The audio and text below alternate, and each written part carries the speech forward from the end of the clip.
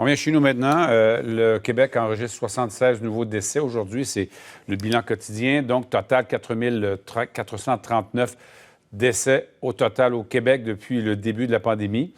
419 nouveaux cas, et c'est peut-être l'élément encourageant parce qu'on n'a pas eu un aussi bas nombre de nouveaux cas depuis la fin du mois de mars. Alors, la fameuse courbe semble enfin donc baisser de façon graduelle.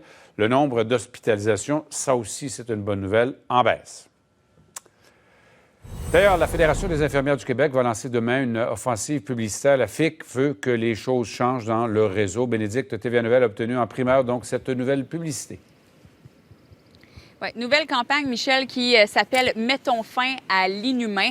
Fédération interprofessionnelle de la santé du Québec qui souhaite en fait raconter comment ça se passe pour les professionnels en soins. Ça va être diffusé à partir de demain à cette nouvelle publicité, mais on a pu la voir donc en primeur.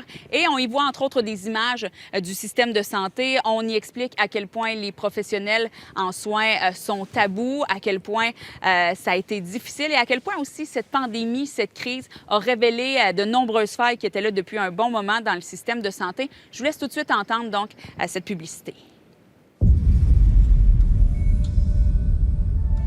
Nous, les professionnels en soins, on a demandé, on a proposé, on a lutté. Maintenant, c'est l'heure d'exiger. Pour le bien de nos patients, pour nous tous et toutes.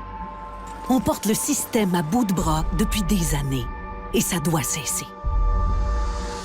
Mettons fin à l'inhumain. Un message de la Fédération interprofessionnelle de la santé du Québec. Bon, Bénédicte, la présidente de la FIC, justement, estime que la pandémie a mis en lumière les problèmes du système de santé qui étaient déjà présents.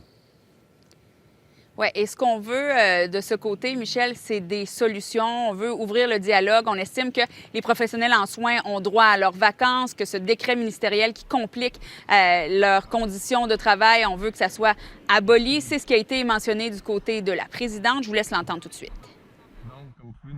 C'est assez particulier d'être obligé de faire une campagne de cette sorte, mais je veux juste vous dire que c'est la réalité du terrain.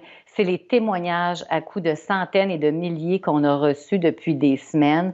Donc, il est temps maintenant de changer les choses, de mettre les bonnes solutions en place pour qu'elles aient de bonnes conditions de travail et qu'on puisse remettre le réseau en ordre pour être capable d'affronter les prochains mois et les prochaines années. Et Mme Bédard m'expliquait à Michel que justement, cette pandémie, cette crise a mis au grand jour, a mis la lumière sur les conditions inhumaines avec lesquelles doivent composer plusieurs professionnels en soins. C'est ce qu'on veut souligner dans cette campagne qui, je le rappelle, sera diffusée à partir de demain. Mais vous voyez, on a voulu lancer une campagne choc pour témoigner de la réalité de ces personnes-là. Merci, Bénédicte.